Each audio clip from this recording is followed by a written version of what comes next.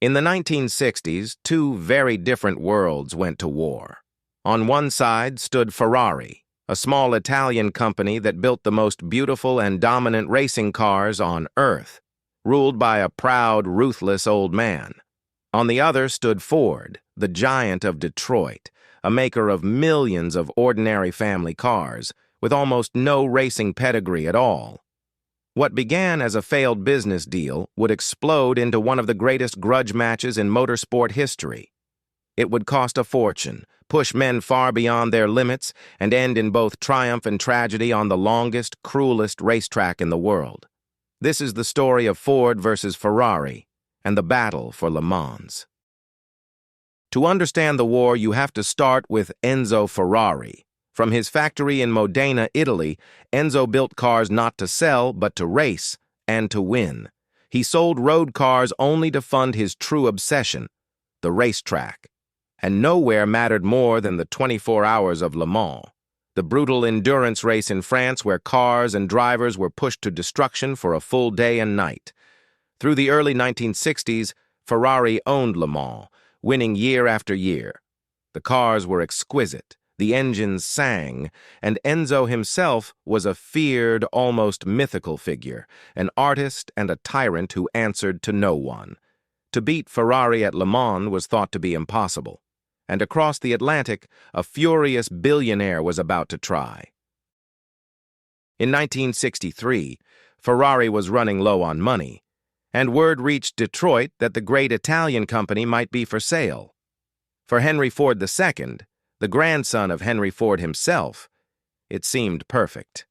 Ford was desperate to shed its dull image and win over a younger generation, and buying the most glamorous name in racing would do exactly that. Ford spent a fortune auditing the company and drew up the papers.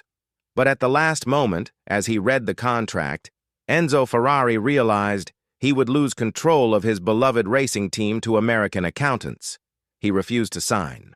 Worse, he reportedly insulted Henry Ford and his company to their faces, dismissing them as builders of ugly little cars in a big, ugly factory. The deal collapsed, and Henry Ford II was not a man who forgave an insult. Ford returned to Detroit humiliated and enraged. His response would become legend.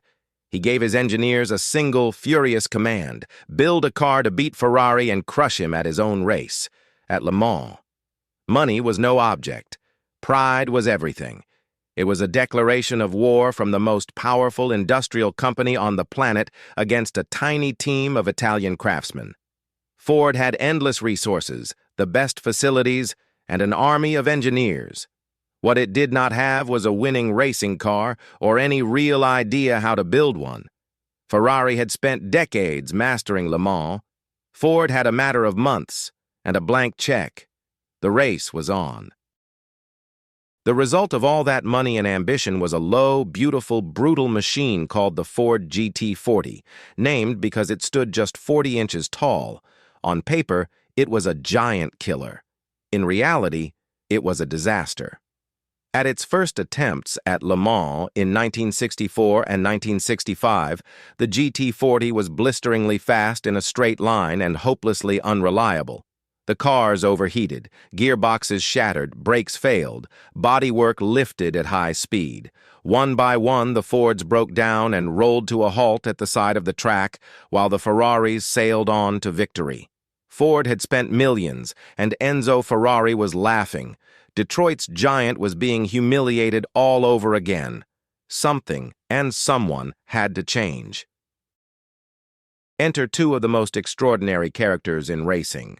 The first was Carroll Shelby, a charismatic Texan and former racing driver who had actually won Le Mans himself, before a heart condition forced him out of the cockpit. Shelby was a brilliant, fast-talking maverick who built race cars his own way. Ford handed him the impossible job of fixing the GT40, and Shelby leaned on a second man, Ken Miles, a lean, sharp-tongued British driver and engineer of rare genius. Miles could feel through a car what others could only guess at, and could drive it to the very limit, lap after lap. He was difficult, blunt, and utterly obsessed with getting it right. Together, this odd pair of outsiders would attempt what an entire corporation could not. Shelby and Miles tore the program apart and rebuilt it. They created a monster, the GT40 Mark II, powered by a colossal 7-liter American V8 that dwarfed Ferrari's smaller, more delicate engines. They tested obsessively, chasing down every weakness, the brakes, the cooling, the reliability that had killed them before. Miles spent countless hours at the wheel, feeling for the smallest fault, refining the car corner by corner. Slowly, the GT40 transformed from a fragile failure into a thundering, dependable weapon. By the start of the 1966 season, the cars were winning. They took victory at the grueling Daytona and Sebring endurance races in America. There was only one prize left that truly mattered, the one Henry Ford wanted most, Le Mans. In June 1966, Ford arrived at Le Mans with an army of cars and one obsession: to humiliate Ferrari on his own stage. As the race began, the huge Fords and the elegant Ferraris traded blows through the day and into the night. But this time, it was the Ferraris that began to break. One by one, the red cars slowed and stopped, their engines and gearboxes giving way under the relentless pace.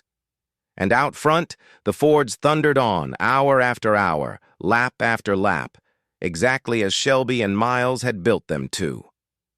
As dawn broke, the impossible was happening.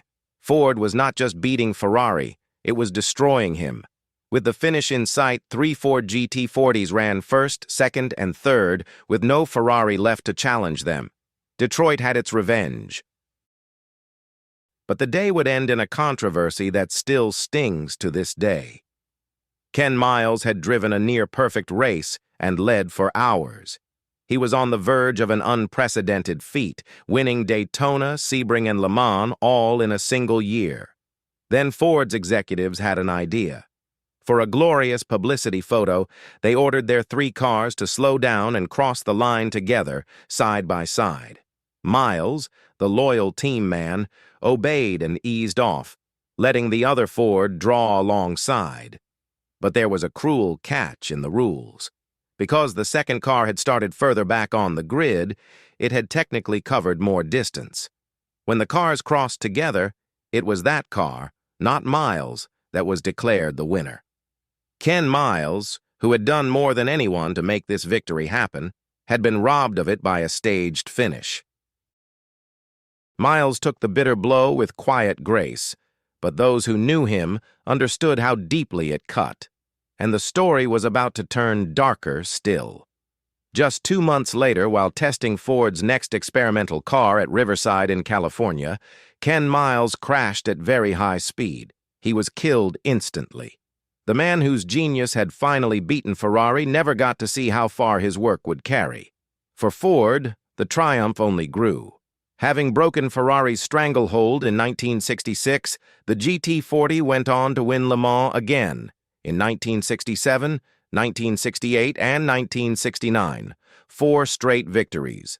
Henry Ford II had his revenge in full, but it had come at a price measured not only in millions of dollars, but in the life of one brilliant, difficult, unforgettable man.